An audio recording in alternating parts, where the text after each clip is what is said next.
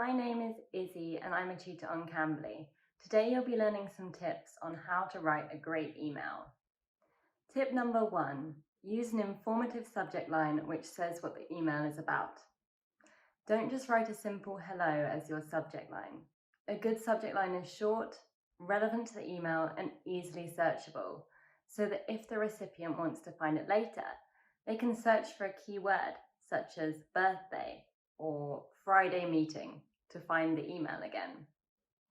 For example, if we want to send an email to set up a meeting with some colleagues, we could write something along the lines of sales team meeting at 5 p.m. Friday as our subject line, so all the most important information is already there. Tip number 2, be polite but not overly friendly in your business emails. Start your email in a friendly way before launching into the main reason for your email by saying something like, "Dear Mr. Smith, I hope you're well." Or if you know the person a bit better, you could say, "Hi John, I hope you had a good weekend," before going into the main subject of your email. It is equally important to finish your email in the same way and sign off your email either by thanking them or by using a phrase like kind regards or best wishes, followed by your name. Use the conditional tense throughout your email to keep the tone polite. For example, if you're asking for something from them, you could say something like, "Could you check these documents for me?" Or "Would you be able to check these documents for me?" The use of would and could keeps the email polite. It is also important to avoid writing in all capital letters, as this would be considered as shouting in real life, and also to avoid using emoticons, abbreviations, or other slang, unless you know the person well, as this is quite an informal way to write. Tip number 3, keep your email concise and follow the structure of purpose, action, salutation when writing your email. Business emails in particular are usually short and to the point, with a maximum of around 2 paragraphs, as people tend to scan emails for information. So make use of white space and use only 2 lines per paragraph to make the message easy for people to read. Let's start with the beginning of our email, the purpose. So let's think about why you are writing the email, and also remember to introduce yourself if you are writing to someone you do not already know. Here's an example. "Hello, I hope all is well with you. My name is Jane Smith and I work for the London Marketing Company.